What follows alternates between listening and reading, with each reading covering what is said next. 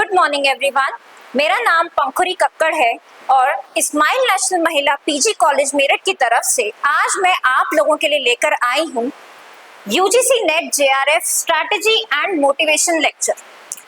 मैंने खुद UGC net जून 2025 में क्लियर करा है एंड आज मैं आप सबसे उसकी स्ट्रैटेजीज एंड मोटिवेशन अपना शेयर करना चाहती हूँ, एक तरीके से अपना एक्सपीरियंस शेयर करना चाहती हूँ।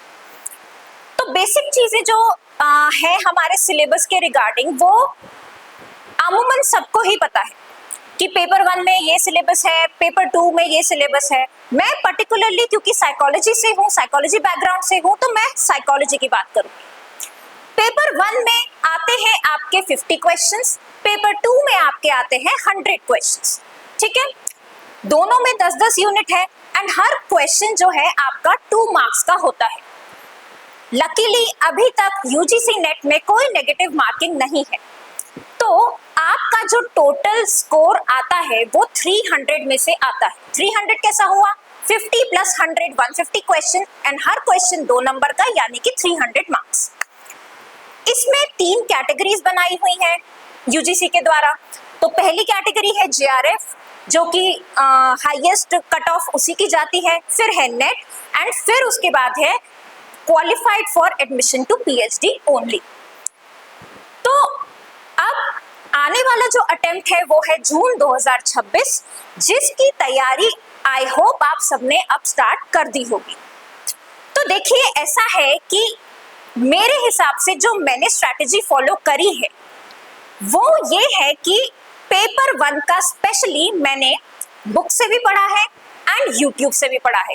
मैं कभी भी ना एक सोर्स से नहीं पढ़ती और मैं ये सबको सजेशन दूंगी कि आप जब मल्टीपल सोर्सेज से पढ़ते हैं तो आपके साथ 2-3 चीजें होती है, उसके 2-3 फायदे होते हैं। पहला तो ये कि आपका रिवीजन होता है। फॉर एग्जाम्पल, अगर कोई कॉन्सेप्ट आपने बुक से पढ़ा एंड फिर वही कॉन्सेप्ट, उसी कॉन्सेप्ट का एक लेक्चर आपने यूट्यूब पे किसी भी एजुकेटर का देखा, तो उससे क्या होगा कि आपका वो टॉपिक जो है रिवाइज होगा।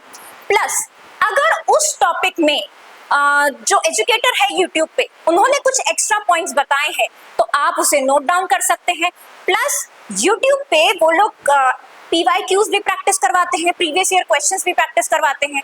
तो हाथ के हाथ आप एक तरीके से ना आपका डबल ट्रिपल रिवीजन हो रहा है ना, बेस्ड ऑन आप कितने वीडियोस देख रहे हो एंड किस हिसाब से देख रहे हो।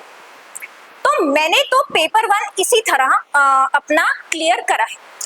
ऑल्सो पेपर 1 देखिए, पेपर 1 काफी अनप्रिडिक्टेबल आता है और लाजमी है ये चीज, तो क्योंकि आप फिर बताइए कंपटीशन कैसे हम लोग क्रिएट करेंगे। कंपटीशन भी तो क्रिएट करना जरूरी है, नहीं तो सब लोग ही क्लियर कर जाएंगे एंड सब लोग का नेट हो जाएगा। बट जो वो डिफरेंस होता है ना कि कौन कर पाएगा क्लियर, कौन नहीं कर पाता है क्लियर, वो होता है आपकी स्ट्रैटेजी से कि आप किस स्ट्रैटेजी को फॉलो करते हैं। सबसे बड़ी बात, आप अपनी मैथ स्ट्रॉन्ग कीजिए। मैंने अपने बच्चों से, अपने कॉलीग से जब ये सब डिस्कशन में करती थी तो वो लोग सब ने यूजुअली एक चीज जरूर मुझे ये चीज बताई है कि यार मैथ्स में प्रॉब्लम होती है। तो मैथ्स का मैं ये कहूंगी कि देखिए, डीआई जो आती है थोड़ी कंफ्यूजिंग आती है, कभी किसी शिफ्ट में कंफ्यूजिंग होगी, किसी शिफ्ट में बहुत इजी होगी, लेकिन आपको ये कोशिश करनी है कि आपके पांचों के पांचों क्वेश्चन डीआई के बिल्कुल ठीक हो, क्योंकि डीआई काफी इंपॉर्टेंट पार्ट है एंड आपका नॉलेज भी टेस्ट करता है डीआई। देन जो बाकी चैप्टर्स हैं मैथ्स के, आप उन्हें भी अच्छे से करेंगे। रीजनिंग आपकी स्ट्रांग होनी चाहिए। तो जो करने वाला पार्ट होता है ना, ये सारा न्यूमेरिकल पोर्शन जो है पेपर 1 का, अगर आप उसे स्ट्रांग कर लेते हैं तो आपके लिए एक प्लस पॉइंट हो जाता है। नेक्स्ट जो मैं आपको बताना चाहती हूँ कि ये रीजनिंग वाला पार्ट भी आपको अच्छे से आना चाहिए। इंग्लिश में जो कॉम्प्रिहेंशन आता है, अगर उसकी आपने बहुत ज्यादा प्रैक्टिस की हुई है तो बशर्ते आप उसको बहुत अच्छे से अटेम्प्ट कर सकते हैं। मतलब बताने का मतलब ये है कि कुछ टॉपिक्स पेपर 1 के ऐसे रहते हैं जो श्योर शॉट आपको पूरे के पूरे नंबर दिला सकते हैं। बट जैसे कि हर एग्जाम में होता है, 5-10 क्वेश्चंस ऐसे होते हैं जो कि सिलेबस से रिलेटेड नहीं होते, थोड़े आउट ऑफ सिलेबस भी आते हैं ऐसे क्वेश्चंस। तो उन क्वेश्चंस को देख के ना घबराइए मत। अगेन, एग्जाम को ना स्ट्रैटेजी वाइज फॉलो करना चाहिए। आप ये मत सोचिए कि मैं सब कुछ रट लूं, सब कुछ पढ़ लूं। इवन अगर आप प्रीवियस ईयर के पेपर्स भी देख लें, कुछ भी पैटर्न्स देख लें, नए नए कॉन्सेप्ट्स आपको मिलेंगे, बिल्कुल मिलेंगे। लेकिन आप ये मत सोचिए कि मैं सब कुछ ही रट लूंगा तो तभी मैं क्लियर कर पाऊंगा। नहीं, अगर आपको कुछ टॉपिक्स नहीं आते हैं, कुछ टॉपिक्स में आप कमजोर हैं, है ना, तो कोई बात नहीं, आप अपने बाकी टॉपिक स्ट्रॉन्ग करिए। जैसे कि मैंने डीआई का जिक्र किया था अभी, तो कुछ लोगों की मैथ्स वीक होती है। अब आप अगर प्रैक्टिस कर लेते हैं तो बहुत अच्छी बात है, लेकिन अगर आप प्रैक्टिस नहीं कर पा रहे हैं तो एटलीस्ट अपने बाकी चैप्टर स्ट्रॉन्ग कर लीजिए। हायर एजुकेशन है, जैसे कम्युनिकेशन का चैप्टर है, टीचिंग एप्टीट्यूड है, रिसर्च एप्टीट्यूड है। अब देखिए रिसर्च कितना अच्छा टॉपिक है, जिनको समझ में, अब मैं खुद साइकोलॉजी बैकग्राउंड से हूँ, तो मेरा तो रिसर्च में डबल रिवीजन होता है, क्योंकि रिसर्च का पार्ट पेपर 1 में भी है और पेपर 2 में भी है, क्योंकि पेपर 2 में तो साइकोलॉजी में तो रिसर्च आता ही है। तो इस तरह से आपको ये देखना है अपने सब्जेक्ट के अकॉर्डिंग कि आपके लिए क्या बेस्ट रहेगा। एंड प्लीज मैं अगेन ये बात बोलूंगी कि कुछ भी आपको रटना नहीं है, समझना है, स्ट्रेटेजिकली फॉलो करना है। दूसरी जो सबसे बड़ी बात होती है वो होती है कि जब हम एग्जाम में जाते हैं, हमारे मन में, हमारे आसपास एक अजीब सी एंजाइटी होती है, प्रेशर होता है मन पे। स्पेशली उन पे प्रेशर होता है जिनका एक बार भी अभी तक भी नेट नहीं निकला है। मेरे साथ भी ऐसा हुआ है। मैंने खुद तीसरे अटेम्प्ट में अपना नेट क्लियर करा है, और पिछले 2 अटेम्प्ट्स में भी मैं बहुत कम मार्क्स से रह रही थी, बहुत कम मार्जिन से रह रही थी। आप यकीन नहीं मानेंगे, देखिए पिछले 2 अटेम्प्ट जो थे मेरे, उसमें मैंने एक चीज अपने अंदर नोटिस करी, एक पैटर्न नोटिस करा कि एग्जाम से पहले ना मैं बहुत डरती थी, प्रेशर लेके देती थी एग्जाम कि क्या होगा, कब क्लियर होगा, कब नहीं होगा, एंड एज निकल रही है, एंड जेआरएफ भी तो है, अभी बहुत सारा प्रेशर, पेरेंट्स का भी प्रेशर। पेरेंट्स उम्मीद करते थे मेरे से कि भाई हमारी बेटी नेट क्लियर कर ले, एकेडमिक्स की लाइन में है तो भाई नेट क्लियर करना बहुत ज्यादा जरूरी था। तो जिन 2 अटेम्प्ट्स में मैंने प्रेशर लेकर एग्जाम दिया, वो एग्जाम मेरा क्लियर हुआ ही नहीं। मेरा एग्जाम उस अटेम्प्ट में क्लियर हुआ जिस अटेम्प्ट में मैंने डर को अपने अंदर से निकाल दिया, पूरी तरह से वो डर निकाल दिया। और वो डर जो था ना, किस चीज का था कि नेट पता नहीं कब क्लियर होगा, पापा क्या कहेंगे, कि अभी इतना टाइम लग रहा है, कितने अटेम्प्ट्स लगेंगे, इस टाइप का हर तरीके का प्रेशर रहता है। मैंने बिल्कुल फ्री माइंड से अपना पेपर दिया था, उसको अटेम्प्ट किया था बिना डरे, भगवान का नाम लिया एंड बस करती चली गई। और वो दिन और आज का दिन मेरा अटेम्प्ट उसी में निकला, जो कि जून 2025 था। तो आप लोगों को मैं यही बताना चाहती हूँ कि डरिए मत, कोशिश कीजिए कि आप जितना रिलैक्स होके पेपर को अटेम्प्ट करेंगे, आपकी परफॉर्मेंस उतनी अच्छी होगी। क्या होता है ना कि जब हम डरते हैं ना, तो हमारी आंखों के सामने एक इनविजिबल लेयर जो है वो आ जाती है, और वो लेयर होती है डर की, वो परत होती है डर की। जब हमारे दिमाग के आगे, हमारी आंखों के आगे वो इनविजिबल डर की लेयर आ जाती है, आप नोटिस करना हमेशा कि आप चाह कर भी ना अपना 100% नहीं दे पाएंगे। क्यों? क्योंकि आप उस क्वेश्चन को, आप उस पेपर को डर के नजरिए से देख रहे हैं, है ना। तो वो जो डर है बेसिकली, वो हमारी जो सोचने की कैपेसिटी है उसको रोक देता है। हम एक तरीके से ना स्टक हो जाते हैं, वहीं रुक जाते हैं, हमारा थिंकिंग प्रोसेस आगे बढ़ नहीं पाता। इसीलिए ही क्वेश्चन को चाहे मैं 2 बार पढ़ूं, 3 बार या 4 बार, अगर मैं डर रही हूं तो बहुत ज्यादा पॉसिबिलिटी है कि मैं उस क्वेश्चन का आंसर गलत मार्क करके आऊंगी। क्योंकि हमें ये लगता है कि नहीं, अरे ये ऑप्शन हो सकता है, अरे वो ऑप्शन हो सकता है, अरे फिर से डरेंगे, दोबारा से क्वेश्चन पढ़ेंगे, फिर दूसरा आंसर। और हाँ, एक और गलती करते हैं बच्चे, जब पूरा पेपर खत्म हो जाता है और उन्हें किसी क्वेश्चन में डाउट होता है, तो लास्ट में जाके अपने क्वेश्चन का आंसर जो ऑलरेडी उन्होंने दिया हुआ है उसे भी चेंज कर देते हैं डर के मारे। तो ये कुछ रीजंस होते हैं, ये ये बहुत, आपको लग रहा होगा ये बहुत छोटी चीज है, लेकिन ये साइकोलॉजिकली हमारे दिमाग पे किस तरह असर करती है वो आप समझिए। एंड इससे हमारी करियर डिसाइड होता है कि हम क्लियर कर पा रहे हैं या नहीं कर पा रहे। काफी लोग, मैं जानती हूँ हमारे इंडिया में बहुत टैलेंट है, बहुत लोग पढ़ाई करते हैं, लेकिन सिर्फ हर अटेम्प्ट में नेट किसके क्लियर होते हैं? सिर्फ कुछ 50,000 बच्चों के, और लाखों बच्चे बैठते हैं उसकी एग्जाम में। तो आप रेशियो देखिए कि क्या एक्स्ट्रा कर रहे हैं वो 50,000 लोग जो हर अटेम्प्ट में क्लियर हो रहे हैं, और बाकियों में क्या कमी रह रही है। मेरे हिसाब से, मेरे एक्सपीरियंस के हिसाब से सबसे बड़ी कमी यही है कि हम डरते हैं अटेम्प्ट करने से। हम अब इतना अपने सिर के ऊपर प्रेशर लेके चलते हैं, पीयर प्रेशर लेके चलते हैं कि यार मेरी फ्रेंड ने तो जेआरएफ निकाल लिया और यहाँ मेरे से नेट भी नहीं निकल रहा है ना। फिर लड़कों की अलग प्रॉब्लम्स होती है, लड़कियों की अपनी अलग प्रॉब्लम्स होती हैं, फैमिली वाइज भी बहुत सी प्रॉब्लम्स होती हैं। लेकिन मैं आपको ये विश्वास दिलाना चाहती हूँ कि अगर आप चाहते हैं किसी चीज को क्लियर करना, अगर मकसद है आपकी लाइफ में और आप दिल से चाहते हैं, तो आप जरूर क्लियर करेंगे। ये समझना बहुत इंपॉर्टेंट है। और आगे जो मैं एक स्ट्रैटेजी बताना चाहूंगी वो है हेल्थ से रिलेटेड। मैं साइकोलॉजी के बैकग्राउंड से हूं, तो मैं हेल्थ को बहुत तवज्जो देती हूँ, बहुत ज्यादा। क्या होता है कि हम अक्सर क्या करते हैं, हम ये सोचते हैं कि हम अगर 8 घंटे 10 घंटे लगातार बैठ के पढ़ाई करेंगे तो हम पेपर निकाल लेंगे। हो भी जाता है, कुछ लोगों का हो भी जाता है, कुछ लोगों का नहीं भी होता। लेकिन उस दौरान आप अपनी बॉडी पे जितना प्रेशर डालते हैं ना, वो आपको उस वक्त तो नहीं फील होता इतना, वो चीजें आपकी बाद में निकल के आती। अब सपोज करिए आप 8 घंटे से लगातार बैठे हुए हैं, पढ़ाई करे जा रहे हैं, थकान इतनी हो रही है, लेकिन उस थकान को आप कर रहे हैं इग्नोर। गर्दन में दर्द हो रहा है, कमर में दर्द हो रहा है, हाथ में दर्द हो रहा है लिखते लिखते, लेकिन आप इग्नोर करे जा रहे हैं एंड आप करते जा रहे हैं।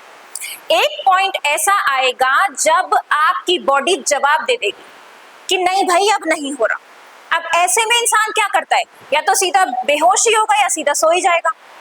तो अपनी बॉडी को इस लेवल पर नहीं लेकर जाना कि वो बिल्कुल ही टूट जाए, बिल्कुल जीरो आपकी एनर्जी हो जाए। आपको अपनी पढ़ाई और अपनी हेल्थ को सेम लेवल पे रख के चलना है। जैसे कि मैंने भी यही चीज फॉलो करी थी कि देखिए, मैं प्रिपरेशन कर रही थी, सब कुछ हो रहा था, लेकिन मैं अपने खाने पीने का, अपने सोने का बहुत ज्यादा ध्यान रखती थी। मुझे ये बात क्लियरली पता थी कि एग्जाम टाइम में, प्रेशर के टाइम में अगर मैंने कम से कम 8 घंटे की नींद नहीं ली तो इसका असर मेरी मेमोरी पे, मेरी लर्निंग पे बहुत ज्यादा पड़ेगा। चाहे मैं कितने भी कॉन्सेप्ट रट लूं, कुछ भी कर लूं, लेकिन अगर मैं प्रॉपर तरीके से नहीं सो रही हूं, प्रॉपर खाना नहीं खा रही हूं, तो उस नए मेथड लर्न करने का कुछ फायदा नहीं है। ये बात ध्यान रखिए। जब हम सोते हैं तो हमारा माइंड, हमारा बॉडी जो है, इसको रिपेयर करता है। वो रिपेयर होनी बहुत जरूरी है, क्योंकि हम तो उसे थका देते हैं। सुबह से हम अपने लगे हुए पढ़ाई में, ये सब चीजें कर रहे हैं, लास्ट में रात में आके क्या होता है कि जब हम सो जाते हैं तो हमारी बॉडी रिपेयर मोड में चलती है, वो रिपेयर होती है। प्लस सोते टाइम हमारी मेमोरी एनहांस होती है। हमने जो भी दिन में सारी चीजें याद करी हैं, वो चीजें रह जाती हैं, रिटेन हो जाती हैं हमारे दिमाग में, अगर हम प्रॉपर नींद ले तो आप ये देखिए कि सोने के कितने फायदे हैं। बहुत से लोग कहते हैं कि बस 4 घंटे सोना चाहिए, 6 घंटे सोना चाहिए ना, आप मेहनत करते रहो, ये करते रहो, वो करते रहो। लेकिन मैं ये सोचती हूँ कि आप मेहनत करिए, जरूर करिए, लेकिन अपनी हेल्थ को पूरी प्रायोरिटी पे रखिए। पहला सुख निरोगी काया। अगर आपकी हेल्थ ही सही नहीं होगी, मुझे ये बताइए कि आप कैसे कोई एग्जाम क्रैक कर लेंगे, फिर चाहे वो यूजीसी नेट हो, यूपीएससी हो, या कोई भी कॉम्पिटिटिव एग्जाम। आपको ये फर्क समझना है कि मैं अगर ये मकसद पे पहुंचना चाहता हूं, है ना, तो ऐसा तो नहीं ना कि मैं बिल्कुल बीमार ही हो जाऊं वहां तक पहुंचने के लिए, फिर क्या फायदा। वहां उस अगर आपने रिजल्ट को क्लियर कर भी लिया, सपोज करिए नेट क्लियर हो भी गया, लेकिन उसके बाद आप एडमिट हो गए हॉस्पिटल में कि भाई इन्होंने तो इतना ज्यादा एक्सर्शन कर लिया कि अब इन्हें बुखार हो गया है और ये सब हो गया है ना। तो इतना अपनी बॉडी को स्ट्रेन नहीं देना है, इतना एक्सर्शन नहीं करना है कि बिल्कुल आपकी बॉडी रिलैक्स हो जाए। और तीसरी चीज, जब हम अपनी बॉडी का ध्यान रखते हैं, हमारा माइंड अलर्ट रहता है, चीजें हमें याद रहती हैं जो भी हमने पढ़ा है, और हम उन चीजों को याद रख के फिर प्रॉपर तरीके से अपना पेपर अटेम्प्ट कर पाते हैं। अब थकान के टाइम पे क्या होता है, अब सपोज करिए अगले दिन एग्जाम है मेरा और मैं उससे एक दिन पहले करीबन 10-12 घंटे से लगातार पढ़ाई कर रही हूँ, ना खाना खाया मैंने ना कुछ, और प्रॉपर सोई भी नहीं।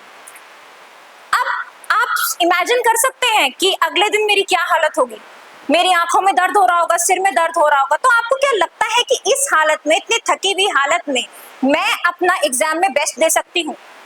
बिल्कुल नहीं, बिल्कुल बेस्ट नहीं दे सकती। और मैं क्या इंसान, कोई भी ऐसा इंसान हो जिसने बहुत ज्यादा पढ़ाई कर रखी है, कुछ भी कर रखा है, लेकिन अगर वो थका हुआ है या प्रॉब्लम उसने फेस करी है एक दिन पहले, तो वो जो है अपना एग्जाम में बेस्ट नहीं दे पाएगा। आपको एग्जाम वाले दिन बिल्कुल रिलैक्स्ड होने की जरूरत है, बिल्कुल प्रॉपर तरीके से रिलैक्स्ड, मन से, फिजिकली भी, मेंटली भी, हर तरीके से रिलैक्स्ड होने की जरूरत है। किसी से बात मत कीजिए, किसी अपने फ्रेंड से इंटरेक्ट मत कीजिए, आप सेंटर पे टाइम से पहुंचिए, बिल्कुल टाइम से पहले पहुंचिए, बल्कि मैं तो हमेशा सेंटर पे हमेशा टाइम से पहले पहुंचूं। ये पता है छोटी छोटी चीजें होती हैं। एक चीज और मैं आपसे शेयर करती हूँ जो मेरा पर्सनल एक्सपीरियंस है। आप सबको पता होगा कि जब भी हम नेट पे सेंटर पे जाते हैं तो वहां पे आपका बायोमेट्रिक्स होते हैं, आपका फोटो खींची जाती है, देन आपके साइन होते हैं, थंब लगाया जाता है, ये सारा प्रोसेस होता है। तो मैंने ये चीज हमेशा नोटिस करी है, मैं हमेशा टाइम से पहले आई हूँ, भले कितना भी टाइम बचा हो एग्जाम में, स्क्रीन के सामने 45 मिनट्स या 50 मिनट्स का टाइमर चल रहा होता है कि 50 मिनट्स है आपका एग्जाम स्टार्ट होने में, 45 मिनट्स है एग्जाम स्टार्ट होने में, तो मैं उस टाइम मैं अपना बायोमेट्रिक्स कंप्लीट करा के स्क्रीन के सामने बैठ जाती थी। अब कुछ बच्चे जो होते हैं ना, वो क्या करते हैं, वो बिल्कुल एंड टाइम पे निकलते हैं अपने घर से। फिर क्या होता है कि वो बायोमेट्रिक्स वाली जगह पर एक लंबी लाइन लग जाती है। अब मैं आपको बताऊंगी उसका असर क्या पड़ता है, सुनिए। एक लंबी लाइन लग जाती है, फिर एक एक करके सबके बायोमेट्रिक्स, क्योंकि टाइम तो थोड़ा लगता है ना, एटलीस्ट हर इंसान को 5 मिनट तो लगता ही है ये सारी फॉर्मेलिटी कंप्लीट कराने। अब मैं ये देखती हूँ कि वो सब बच्चे लाइन में खड़े हैं, है ना। तो क्या होता है कि देखिए, एग्जाम शुरू होने से पहले मैंने क्या बताया था आपको कि रिलैक्स होना जरूरी। अब जो बच्चे बिल्कुल लाइन में खड़े हैं, लास्ट तक जो बच्चा खड़ा है उसका नंबर तो लास्ट में ही आएगा ना। पता चलिए तब तक एग्जाम स्टार्ट होने का टाइम हो गया, मतलब उस बच्चे को थोड़ा सा भी समय नहीं मिला कि वो 2 मिनट अपनी कुर्सी पे बैठ के रिलैक्स हो जाए, थोड़ा प्रार्थना कर ले, नहीं मिला, बैठते ही एग्जाम स्टार्ट हो गया। तो आप सोच रहे हैं मतलब मैं क्या कहना चाह रही हूँ, मैं ये कहना चाह रही हूँ कि आप अगर टाइम से पहले पहुंचेंगे तो आप अपने बायोमेट्रिक्स कंप्लीट करा के प्रॉपर तरीके से वहां बैठ जाएंगे आराम से। एंड अगर आपको एंजाइटी हो भी रही है तो भी आप अपने आप को काम डाउन कर सकते हैं, because you have time, you have a good amount of time before the exam. तो ये मेरी स्ट्रैटेजी रही है कि मैं इतना वक्त से पहले गई हूँ, बायोमेट्रिक्स वाली लाइन मैंने बिल्कुल अवॉइड करी है, टाइम से पहले जाके अपने आप को प्रॉपर तरीके से रिलैक्स करके मैंने एग्जाम को अटेम्प्ट किया है। तो ये छोटी छोटी चीजें होती हैं, सोचिए आप इतनी बारीकी से अगर सोचेंगे तब जाके इतने बड़े लेवल का एग्जाम क्लियर होता है। यही छोटी छोटी चीजें होती हैं जो हम नेट क्वालिफायर्स को बाकी लोगों से अलग करती हैं। थिंकिंग पैटर्न कि आप उस चीज को लेते कैसे हैं, अप्रोच क्या है आपकी। हेल्थ के बारे में मैंने आपको बताया, इस स्ट्रैटेजी के बारे में मैंने आपको बताया। इसका मकसद मेरे लिए ये है कि मकसद इसके पीछे जो है बताने का वो ये है कि आप पहले से ही अगर प्रिपेयर्ड रहेंगे किसी भी डेंजर के लिए।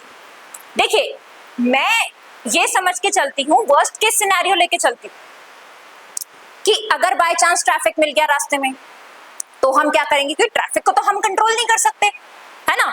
कुछ एक्सीडेंट हो गया, किसी का कुछ हो गया, कोई भी प्रॉब्लम आए फॉर दैट मैटर, तो हम उस प्रॉब्लम में अपने आप को कैसे बचाएंगे।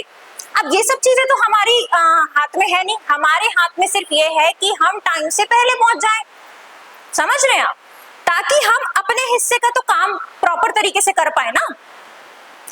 तो ये चीज होती है, जो आपके हाथ में है चीजें उन्हें आप कंट्रोल करिए, ताकि वो जो चीजें हैं आपको परेशान ना करें। फॉर एग्जाम्पल टाइम से पहुंचना, प्रॉपर बायोमेट्रिक्स अपनी चीजें लेके जाना। मैं ये देखती हूँ सेंटर पे बच्चे फोटोज भूल जाते हैं, अपनी जल्दबाजी में फोटोज भूल गए, पेन भूल गए, आधार कार्ड लाना भूल गए, कुछ भी फॉर दैट मैटर, कोई भी रीजन हो सकता है।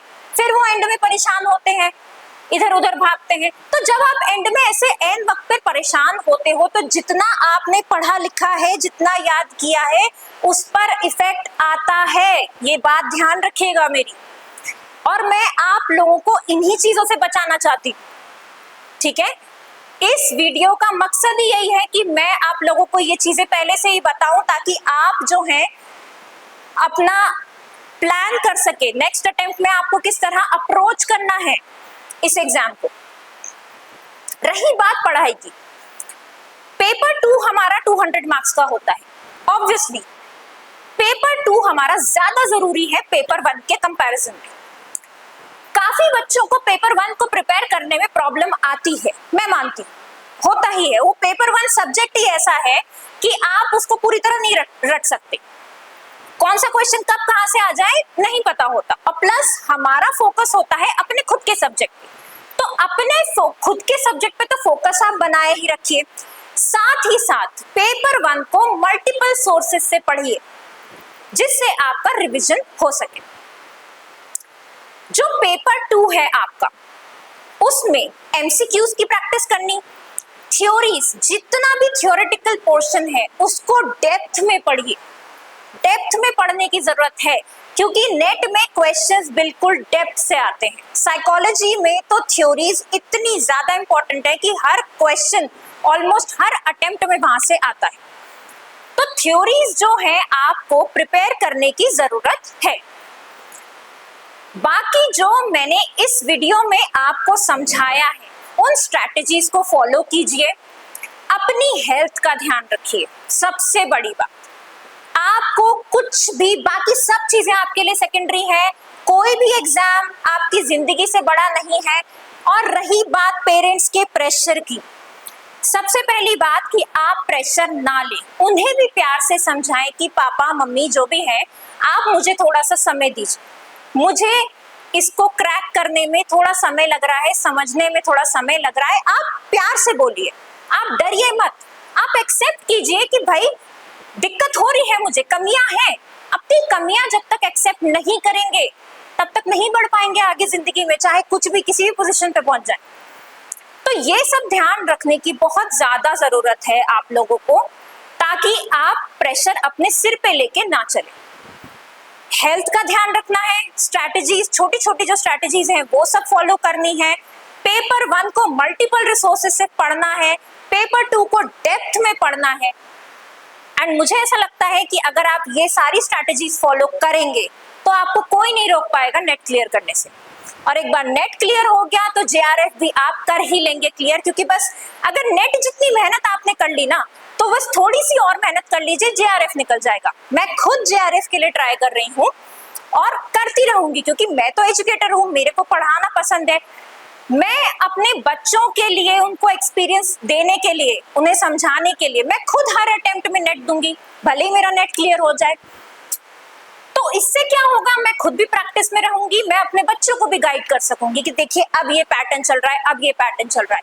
एग्जाम देने से डरिए मत, किसी भी चीज से डरिए मत, भगवान पे विश्वास रखिए और अपना ध्यान रखिए। एकदम क्लैरिटी लेके चलना है आपको अपने दिमाग। क्लैरिटी नहीं होगी तो कुछ भी एग्जाम हो, कुछ भी हो जीवन में, आप नहीं कर पाएंगे उससे डील।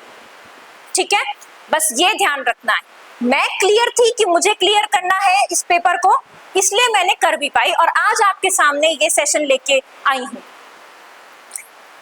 और अगर आपको कोई भी दिक्कत है, कोई भी क्वेरी है यूजीसी नेट एग्जाम से रिलेटेड या जितना भी मैंने आपसे चीजें डिस्कस करी उससे रिलेटेड, तो प्लीज इस वीडियो के कमेंट सेक्शन में आप वो क्वेरी जरूर डालिए और मैं पूरी कोशिश करूंगी कि मैं सभी के आंसर्स जरूर दूं आपको। All the very best for June 2026 and मैं दिल से चाहूंगी कि आप सभी लोग क्लियर करें बिल्कुल क्लैरिटी के साथ, बिल्कुल परेशान ना होए। एंड जब भी मेरे गाइडेंस की जरूरत हो, you can drop a comment in the comment section of this video and I'll reply you. Thank you so much. All the very best, all of you.